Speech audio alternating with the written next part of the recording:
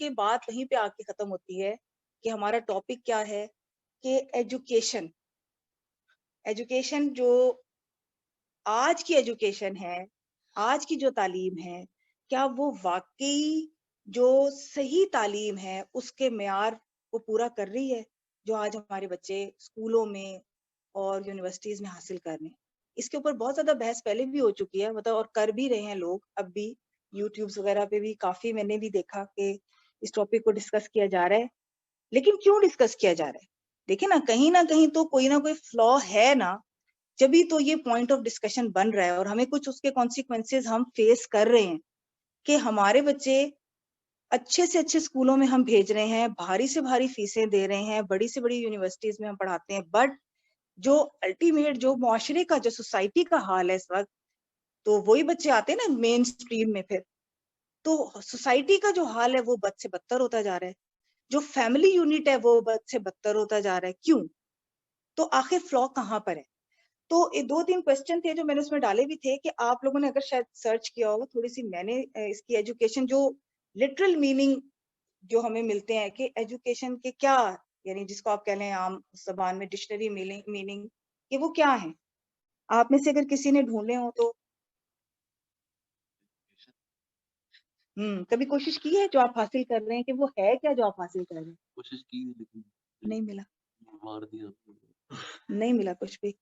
अच्छा अच्छा, इसमें देखें जो मैंने सर्च की ना, तो जो हमें हमारे गूगल साहब बताते हैं वो ये बताते हैं कि जी एजुकेशन के मीनिंग क्या है। डिडक्शन एक डेफिनेटिंग across borders, sense of accomplishment, more productivity, better communication, critical thinking skills, identification of skills, greater sense of discipline।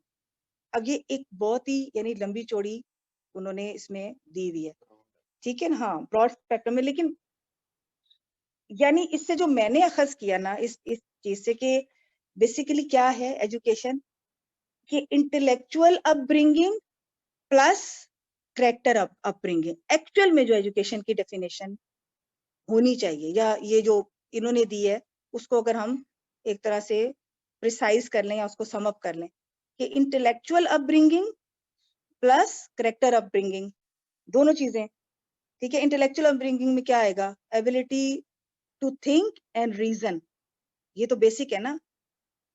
अब आप इसको ध्यान में रख लें कि एजुकेशन ये है, इंटेलेक्चुअल अपब्रिंगिंग भी होनी चाहिए, करेक्टर अपब्रिंगिंग भी होनी चाहिए। तो मेरा सवाल ये है कि अगर ये ही डेफिनेशन है, और जो कि लग वीडियो में कुरान की भी डेफिनेशन आपको भी बता दूंगी, तो आज की जो एजुकेशन सिस्टम है हमारा, क्या वो इन दोनों चीजों को पूरा कर रहा है? क्या ability of to think and reasoning हमारे बच्चों में है? क्या करेक्टर बिल्डिंग हमारे बच्चों की हो रही है? अच्छा, दूसरी जो कुरान जो डेफिनेशन देता है वो सूरह अल बकरा में आती है कि जो मुझे मिली, बहरहाल इसमें और भी बहुत जगह पे होगी, कि अल्लाह फरमाते हैं जब हजरत इब्राहिम ने जो दुआ की थी अल्लाह ताला से, कि क्या दुआ की थी कि ए परवरदिगार इन लोगों में उठाइयो एक रसूल खुद इन्हीं में से जो इन्हें तेरी आयात पढ़कर सुनाए और इन्हें किताब और हिकमत की तालीम दे और इनको पाक करे। यानी अरबिक, जो अरबिक है मैं सुनाती हूँ आपको, कि रब्बना वबस फीहिम रसूलम मिनहुम यतलू अलैहिम आयातिका व युअल्लिमुहुमुल किताबा वल हिकमा व युज़क्कीहिम इन्नका अंतल अजीजुल हकीम। 4 चीजें इसके अंदर आई इस आयत में कि किताब, पहले अल्लाह की आयत का पढ़ना, किताब का पढ़ना, हिकमत और फिर तज़किया, 4 चीजें हैं। तो मेरे हिसाब से ये कुरान डेफिनेशन दे रहा है एजुकेशन, ठीक है। अब आप बताएं कि आज हमारे स्कूल और यूनिवर्सिटीज वो क्या, क्योंकि आप लोग जाते हैं ना, आपको पता है कि आप वहां से क्या लेकर आते हैं। आप लोग तो पढ़ रहे हैं, आपको आपको ये बहुत अच्छी तरह अंदाजा है कि आप लोग वहां से क्या कितनी आपकी एबिलिटी टू थिंक इंप्रूव होती है, ठीक है, इंटेलेक्चुअल अपब्रिंगिंग होती है, कितनी आपकी करेक्टर बिल्डिंग होती है। चलें जी, ओवर टू यू।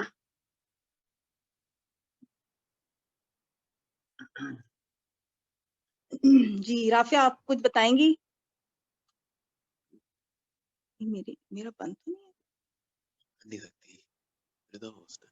हाँ, रिदा भाभी, इसमें वही बात आती है कि हमारे schools yet again western education और रीजनिंग और नॉलेज, और इसके ऊपर यहाँ तक है कि नॉलेज के ब्लूम्स टेक्सोनॉमी है, और नॉलेज आपने लेना कैसे है, रिटेन कैसे करना है, उसको एनहांस कैसे करना है, वो पूरी एक साइंस बन चुकी हुई है। और उस साइंस के थ्रू वो पढ़ाते हैं, सिखाते हैं कि हमें मतलब पढ़ाना कैसे और सीखना कैसे है, कि टीचिंग और लर्निंग कैसे होनी चाहिए, और लर्निंग सेंटर्ड अप्रोचेस और फ्लिप द क्लासरूम अप्रोचेस, ये सब कुछ पाकिस्तान में भी अब आ चुका है और शुरू हो रहा है।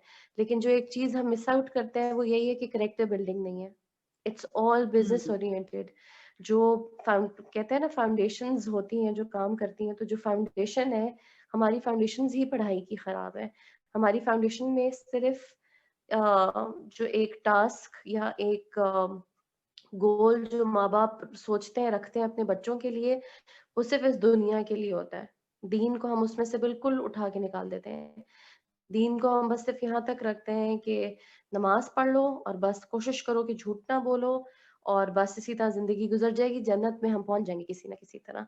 बट कैरेक्टर बिल्डिंग आती नहीं है, तो हम झूठ भी बोलते हैं, हम चीट भी करते हैं, हम कहते हैं खैर है कोई बात नहीं, देखी जाएगी, हम हैं तो मुसलमान ही ना, 5 वक्त की नमाज तो हम पढ़ रहे हैं। तो जो बेसिक फ्लॉ मेरे हिसाब से आता है वो आता है कि जब there is no character building, तो खाली एजुकेशन आपका कुछ नहीं बिगाड़ेगी।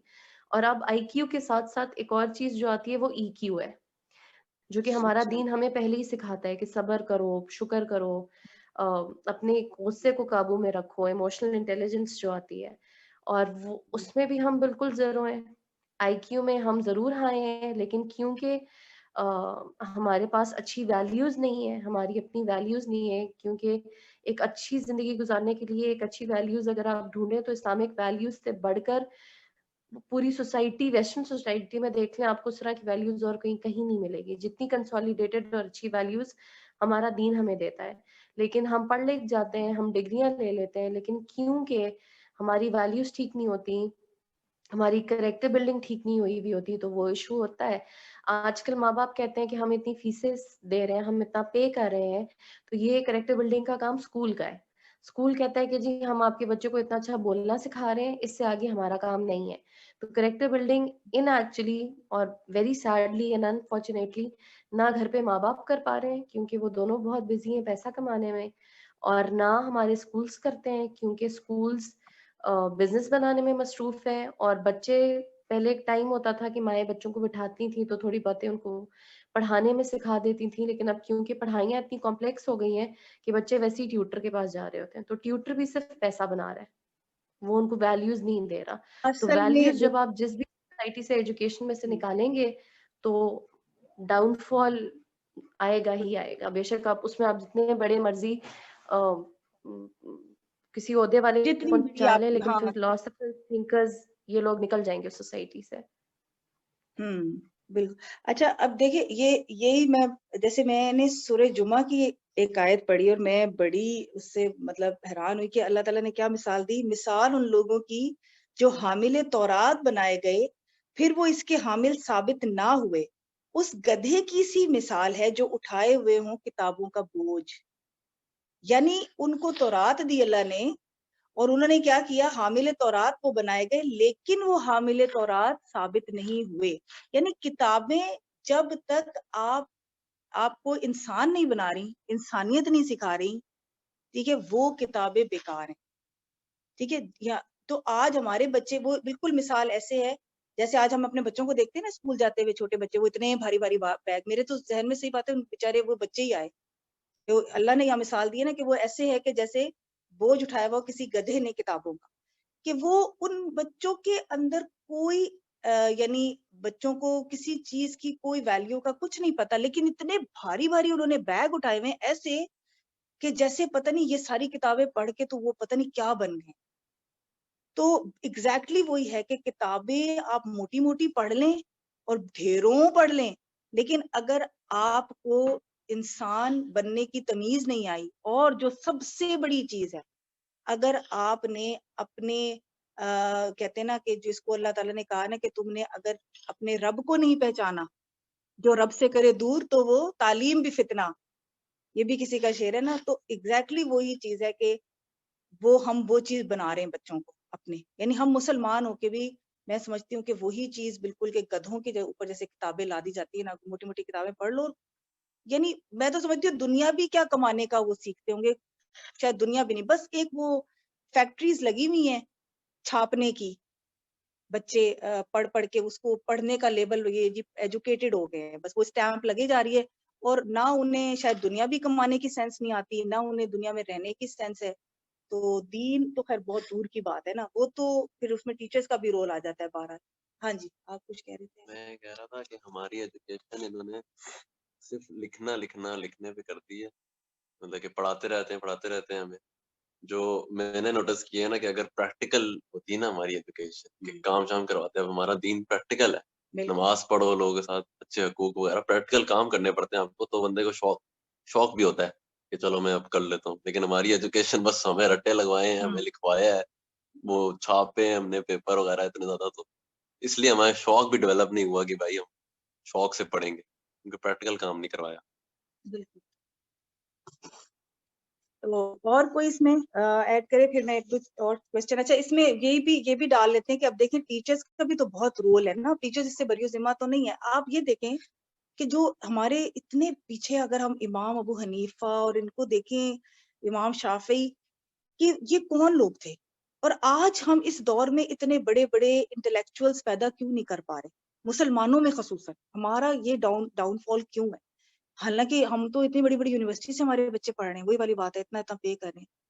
तो बात वहीं आ जाती है कि घर में भी माँ बाप को भी वो सेंस खत्म हो चुकी है कि उन्होंने जो है सिर्फ वो पैसा कमाने की मशीन वो समझते हैं, हम एक बच्चा जो है बना लें, और इस तरह जो यूनिवर्सिटीज में, तो टीचर्स का जो रोल है ना, वो पहले के जो टीचर होते थे, इवन हमारे दौर के भी, कि हमें याद है कि कुछ ना कुछ अच्छी बात टीचर बताती ही थी। अब तो बस ऐसे लगता है कि जैसे आप लोग ज्यादा बेहतर जानते होंगे कि बस टीचर आते हैं, वो लेक्चर डिलीवर करते हैं, कोई सुनता है सुने, नहीं सुनता नहीं सुनता जाए। कोई अच्छी बात, कोई तमीज की बात, कोई अच्छी कोई हदीस, वो अल्लाह से जो, वो तो खैर बहुत दूर की बात है ना, बल्कि वो तो अल्लाह से दूर ले जाने वाले काम ज्यादा शुरू हो गए हैं कि इनको किसी तरह से दूर कर दो, और वो हो रहा है। तो बहरहाल ये हमारी एजुकेशन है। और दूसरा, हमारे लिए एजुकेटेड कौन है, जिसको हम समझते हैं, जो मतलब जिसके पास बड़ी बड़ी डिग्रीज हों, या जो अंग्रेजी बोल लेता हो फरफर, वो एजुकेटेड है हमारी नजर में। उसी से हम इम्प्रेस होते हैं, उसी से हम बड़े वो हो जाते हैं, चाहे वो किसी काबिल का मतलब इंसान ना हो, उसके अंदर कोई तहजीब और कोई उसके अंदर तमीज ना हो, बट ये कि वो बस अंग्रेजी बोलने वाले, उसने बड़ी बड़ी डिग्रीज ली हो, तो वो जो है बहुत पढ़ा लिखा है हमारे लिए। तो ये तो हमारे मयारात बन चुके हैं। और इसमें देखिए, नाफे इल्म के बारे में भी अल्लाह ताला ने फरमाया कि नाफे इल्म मांगो अल्लाह से, और नाफे इल्म हासिल करो। तो नाफे इल्म जो है ना, सबसे नाफे इल्म तो अल्लाह का इल्म है, ठीक है, उससे ज्यादा नाफे तो कोई नहीं। जैसे मैंने अब आपको ये आयत बताई जो जिसमें एक एजुकेशन की जो मैं कह रही हूँ डेफिनेशन है, वो क्या है कि अल्लाह की आयत पढ़ के बताओ, ठीक है, वो रसूल ऐसा हो कि जो अल्लाह की आयत पहले पढ़े, यानी पढ़ना, डिलीवर करना, किताब और हिकमत, किताब को पढ़ाना किस तरह, किसकी चीज के साथ, हिकमत के साथ। यानी हिकमत क्या होता है, विजडम देना, अच्छे बुरे की तमीज सिखाकर। ये नहीं है कि किताब खोली और बस उसमें जो भी है पढ़ा के और चले गए। अच्छे बुरे की तमीज, और फिर जो बड़ा इंपॉर्टेंट पार्ट है इसमें, वो तज़किये का है, कि अंदर की सफाई करना, रूह को साफ करना।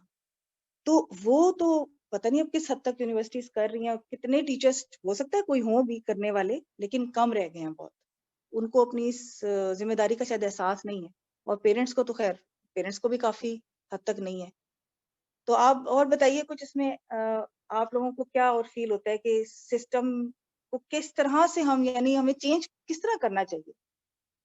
अब आप लोग इंशाल्लाह पढ़ के निकलेंगे, तो अगर आपको ये, अच्छा देखें एक चीज और, कि टीचिंग जो है, मौलिम होना, ये इतना बड़ा, यानी आज भी वेस्ट में अगर आप देखें ना, तो हाईली पेड होते हैं टीचर्स, ठीक है, इसको बहुत ज्यादा ऑनरेबल प्रोफेशन समझा जाता है, और हमारे यहाँ इसकी क्या वक़्त है, यानी सबसे जो बेचारा कहना चाहिए ना, जो उसको यही समझा जाता है, अच्छा ये कुछ नहीं कर सकता तो ये टीचर बन गया, ठीक है, यही बात। हालांकि टीचर एक जनरेशन को निकालता है, उसकी तरबियत करनी चाहिए, ये टीचर की रिस्पॉन्सिबिलिटी है कि वो निकाल, जैसे एक माँ और एक टीचर उस्ताद जो है, तो उनका अदब, उनका एहतराम, उनका ऑनर बहुत ज्यादा है। लेकिन अफसोस की बात यही है कि हमारे तो टीचर्स को भी क्या, यानी इस चीज को वो छोड़ चुके हैं, और हमारे बच्चे भी फिर जाहिर है उनको वो अहमियत भी नहीं देते, और वो शायद इज्जत भी नहीं देते।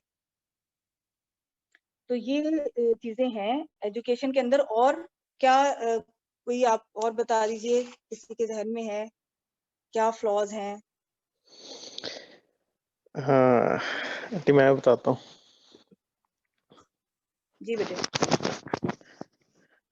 तो मैं थोड़ा सा कंफ्यूज था कैरेक्टर बिल्डिंग के बारे में ना, कि कैरेक्टर बिल्डिंग क्या होती है। तो मतलब कि मुझे कैसे पता चलेगा कि जो मैं काम कर रहा हूँ कि ये अच्छी तमीज वाला है या बुरी तमीज वाला है ना। सबसे पहले मतलब कि मेरे एंड पे ये कंफ्यूजन है, इसको थोड़ा सा एक्सप्लेन करें जरा।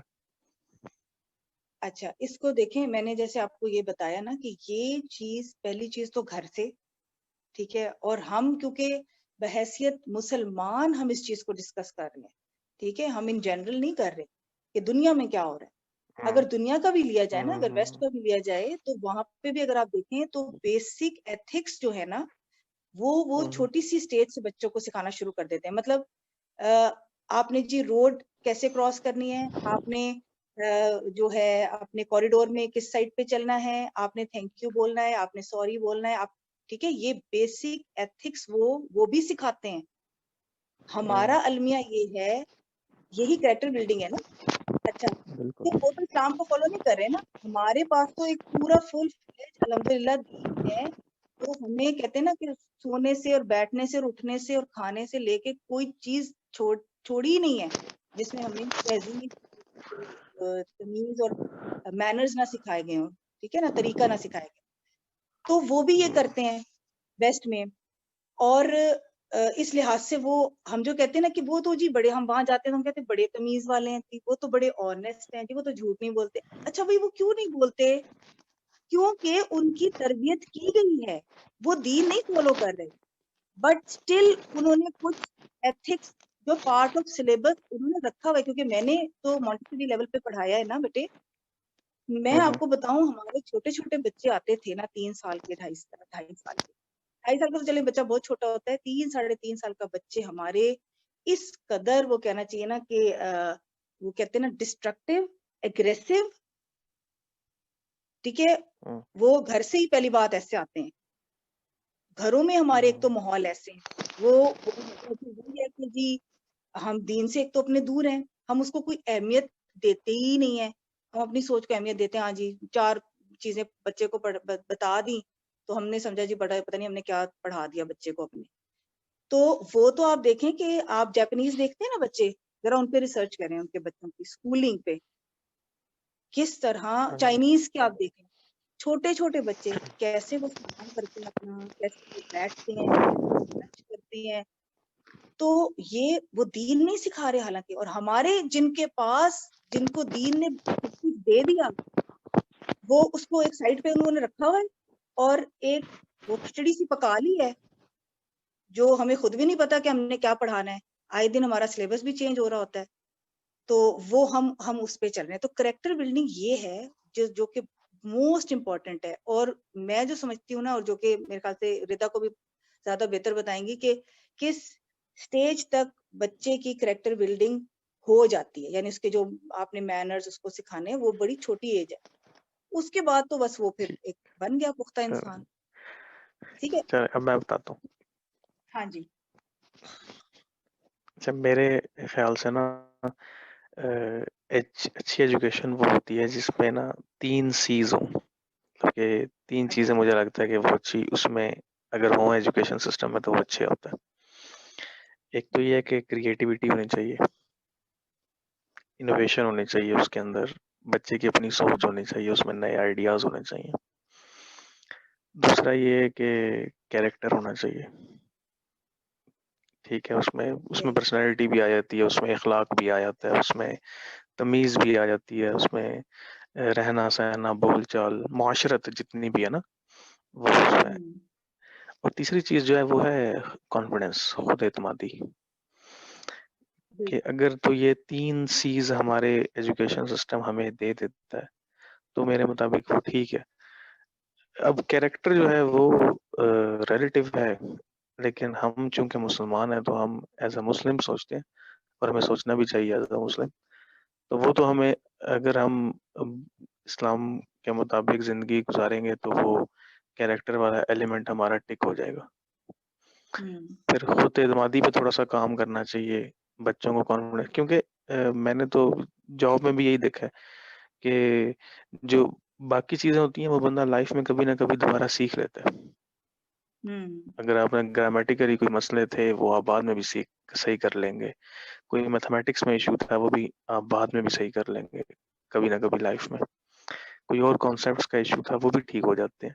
लेकिन अगर वंस कैरेक्टर में अगर एक चीज़ वो शामिल हो गई, उसको फिर ख़त्म करना निहायत मुश्किल हो जाता है।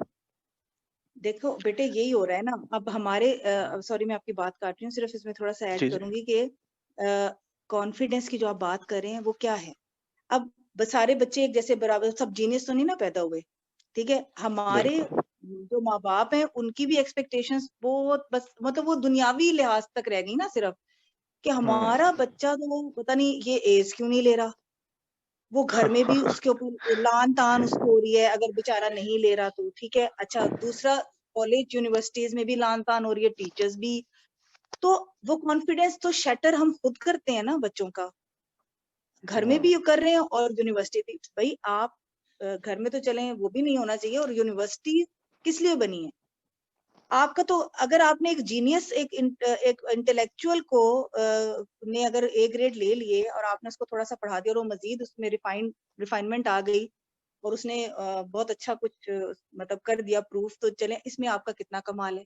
कमाल तो वहां है कि जब एक वो बच्चा जो कि अंडर कॉन्फिडेंट था, जो कि लो ग्रेडर था, वो जो है कुछ उठा ले, ठीक है, कुछ अच्छा करके दिखा दे, तो आपका कमाल तब बनता है ना। सही बात है। तो वो तो हमारी यूनिवर्सिटीज, उनको तो वैसे ही लान तान उन पे टीचर्स की तरफ से होती है कि नहीं आप तो ये हैं और आप तो वो हैं, और जजमेंट हो रही होती है कि आप में कॉन्फिडेंस है कितना। भाई आपने कितना कॉन्फिडेंस दिया, पहले आप दें, उनकी ट्रेनिंग करें, फिर आप उनसे मतलब प्रूफ लें कि हाँ जी अब हमें बताओ, हमने आप पे इतनी मेहनत की है, आपको सिखाया चले है। मैं आपको तो बताता हमारा, हूँ। हाँ जी, हम यूनिवर्सिटी जाया करते थे, अभी बहुत रिसेंटली बात है, इतनी पुरानी बात नहीं है। जब हम यूनिवर्सिटी जाया करते थे तो हमारे कुछ दोस्त थे वो ना बाथरूम चप्पल में भी आ जाते थे। यूनिवर्सिटी में इतनी रोक टोक नहीं थी, हमारी यूनिवर्सिटी में प्राइवेट इंस्टीट्यूट था, तो कुछ लड़के जो हैं वो ट्राउजर्स में भी आ जाते थे, कुछ टी शर्ट में आ जाते थे। हालांकि यूनिवर्सिटीज का जो प्रॉपर अटायर उन्होंने डिफाइन किया था वो कुछ और था। अब जब वो बच्चे उसमें बाथरूम चप्पल में आते थे, वो होती बड़ी महंगी चप्पल थी लेकिन आते बाथरूम चप्पल में थे, तो टीचर्स उन्हें कुछ तो नहीं मना करते थे, वो डायरेक्ट आके पढ़ाने लग जाते थे, क्योंकि उन्होंने अपना कोर्स जो है वो पूरा करना होता है ना एक सेमेस्टर में। कुछ होते थे वो हिम्मत कर लेते थे कि यार ना थोड़ा सा डांट डपट कर दी या तरीके से समझा दिया कि इस तरह की बेल्ट होनी चाहिए, इस तरह के ट्राउजर्स होना चाहिए, इस तरह की जीन्स होनी चाहिए, तो थोड़ा सा बताते थे। अब वो जो टीचर इस तरह से हमें बताया करते थे ना, तो हम फिर क्या होता था कि हम उससे थोड़ा सा ना किनारा कशी इख्तियार करने लग जाते थे कि यार बुरा ये लगता टीचर था। तो जो है ना, कि यार ये बहुत तंग करते हैं, ये तो ना हमें हमारी सुस्ती को खत्म कर रहे हैं। अब वो हम ट्राउजर्स क्यों पहन के आते थे या चप्पल क्यों पहन के चले जाते थे, क्योंकि सुबह आंख लेट खुलती तो उसी तरह गाड़ी में बाइक पे चले गए यूनिवर्सिटी। तो अब लेट आंख खुलने का फैक्टर तो घर वालों के कंट्रोल में है कि वो थोड़ा सा उसको पुश करें, इसको जल्दी उठाएं। और फिर वो यूनिवर्सिटी में भी चेक एंड बैलेंस होना चाहिए कि वो फाइन करे या कोई उसमें कोई उनके साथ कोई इस तरह का मामला करे कि वो जबरदस्ती उनसे करवाए। ये एक फैक्टर है जो मैंने आपको बताया कि जिसमें अब ये ड्रेसिंग जो है एक बहुत बेसिक चीज है ना यूनिवर्सिटी में। तो ये चीज भी होता था तो कि हम देखें, बात वही आती है ना, आप को कुछ चीजें, कुछ लॉ जब आप इन्फोर्स आप मतलब करना चाहते हैं ना, तो उसके लिए आपको एट टाइम्स बड़ा रिजिड होना पड़ता है। ठीक है, ऐसे प्यार से भी बात नहीं बनती कि बेटे आप ये कर रहा हो। जब बेटे नहीं कर रहे तो फिर उनको आप या तो ठीक ठाक फाइन उनके हवाले करें, या उनको एंट्री पे, या मतलब कोई भी आप सख्ती के तहत आप कानून पे अमल दरामद करा सकते हैं। पोलाइटनेस से तो कई दफा नहीं होता, बल्कि मोस्ट ऑफ द टाइम्स नहीं होता। तो इस्लाम हमें बिल्कुल यही चीज बताता है जो हमें बुरी लगती है। ठीक है, इस्लाम हमें क्या कहता है कि रोको, बुराई देखकर जो भी कर रहा है उसको रोको। आपको पता है ये जो आपने बात की है हजरत उमर का वाक्य है, आई थिंक हो सकता है मैं गलत भी कर रही हूँ, लेकिन जहां तक मुझे याद है कि हजरत उमर रज़ियल्लाहु अन्हु उन्होंने एक लड़का इसी तरह यंग लड़का था, और वो शायद मस्जिद में दाखिल हुआ और उसके बाल बिखरे हुए थे, और ऐसे मतलब जैसे ऐसे जैसे आप कह रहे हैं ना कि बस सो के जैसे उठ के कहते हैं। तो हजरत उमर ने जाके उसको पकड़ लिया और उन्होंने उसको कहा कि मतलब तुम जवान इंसान हो और तुम किस हालत में आए हो, तुम्हारे बाल ऐसे क्यों हैं परगांदा, इनको ठीक करो, दुरुस्त करके आओ, अपने कपड़े सही करो, अपने बाल दुरुस्त करो। तो ये भी इतना डिसिप्लिन, और ये जो चीजें ये सब हमारे दीन ने हमें सिखाई हुई हैं। मसला यही है कि हमारे बच्चों को ना दीन से ही तो दूर कर दिया गया है, और वो इन चीजों को समझते हैं कि ये हमें क्या पढ़ा रहे हैं। तो वो आपकी बात सही है भाभी कि मैं इधर जैसे कह रही हूँ लेकिन ना कुछ। हाँ जी, इधर सिस्टम को भी ब्लेम करने की जरूरत है ना, कि बास टीचर्स जो कोशिश करते भी हैं, तो एक अकेला टीचर कितना रीइंफोर्स कर लेगा उस चीज को जब तक उसको वो सिस्टम सपोर्ट नहीं करता। यूनिवर्सिटीज पॉलिसीज नहीं बनाती डिसिप्लिन पे और इन चीजों पे, और लाइकवाइज डिसिप्लिनरी एक्शंस नहीं लिए जाते, और बात घूम के फिर वही आती है कि जो मेन एम होता है, जो मेन एक विजन होता है यूनिवर्सिटी का या स्कूल्स का आजकल, वो ये नहीं होता कि हम एक पढ़े लिखे करेक्टर वाले बच्चे निकालें। उनका मेन एम होता है कि बस ठीक है, हम इतना मेजर ऑफ चंक पैसा बना लें। बिल्कुल। बात घूम फिर असल के तो फिर ये उस पर आती है कि हमारा सारा फोकस पैसे पर होता है।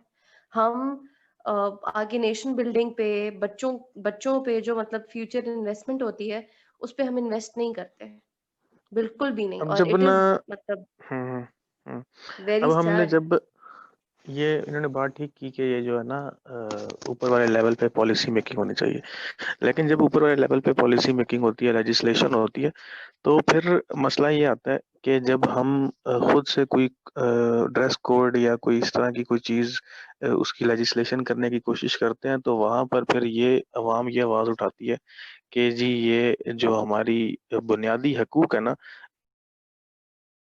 बहुत लंबी डिस्कशन इस पे तो हो सकती है, बहुत लंबा टाइम। बहरहाल यही है कि जो हमें कुरान से पता चलता है, जो तरीका जो आप सल्लल्लाहु अलैहि वसल्लम का तरीका था, और उन्होंने किस तरह सहाबा कराम की ट्रेनिंग की, वो बिल्कुल दोनों तरह से, यानी इंटेलेक्चुअली भी उनको आप सल्लल्लाहु अलैहि वसल्लम ने उनको अपलिफ्ट किया, ठीक है, और कैरेक्टर बिल्डिंग दोनों थी। तो वो थी प्रॉपर जो जिसको एजुकेशन, हालांकि वो किसी यूनिवर्सिटी में नहीं गए थे, ठीक है, अब उसको कह लें कि आप मदीना जो मस्जिद नबवी थी वही यूनिवर्सिटी थी। तो बेशक मौल्लिम रसूल थे, अल्लाह के रसूल थे, उन जैसा तो कोई नहीं हो सकता, लेकिन वो हमारे लिए एक क्यों ये सब कुछ उन्होंने किया, हमें करके दिखाया प्रैक्टिकली, कि हमारे लिए वही तो एग्जाम्पल है कि हम उनकी जिंदगी को पढ़ें, कि हम देखें कि उन्होंने किस तरह से की ये सारा कुछ। तो आज हम या हम जो पेरेंट्स हैं या घर जो उस्ताद हैं वो क्यों नहीं कर पा रहे, और हम क्यों नहीं करना चाहते? हम क्यों एक वो पैसा कमाने वाली मशीनें जो हैं वो पैदा कर रहे हैं सिर्फ पैसा कमाने के लिए, और हमें नेशन बिल्डिंग या एक अच्छे मुसलमान होने का कोई यानी हमें गम ही नहीं है कि हमारे बच्चे जो हैं वो किस तरफ जा रहे हैं। तो ये अल्लाह ताला ने इसलिए कुरान पाक में कहा भी किनको उलिल अलबाब है।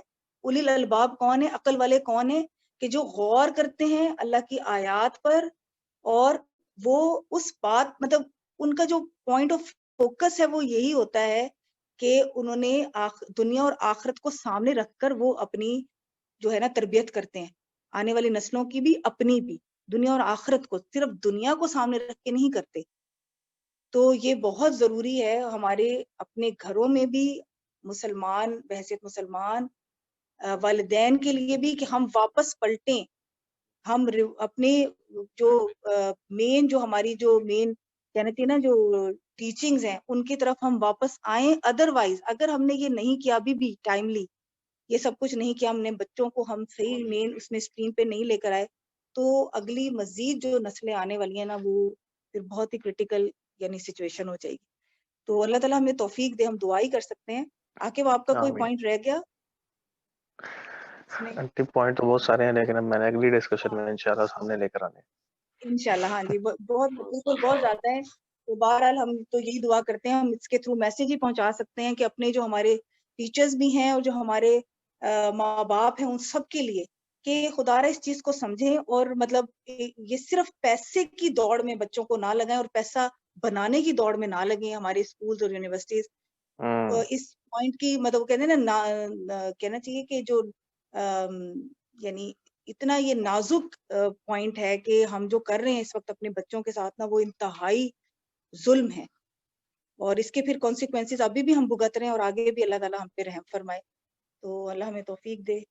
सुब्हानकल्लाहुम्मा व बिहम्दिका नशहदु अन ला इलाहा इल्ला अंता नस्तगफिरुका व अतूबु इलैक। अस्सलामु अलैकुम व रहमतुल्लाहि व बरकातुहू। वालेकुम सलाम। वालेकुम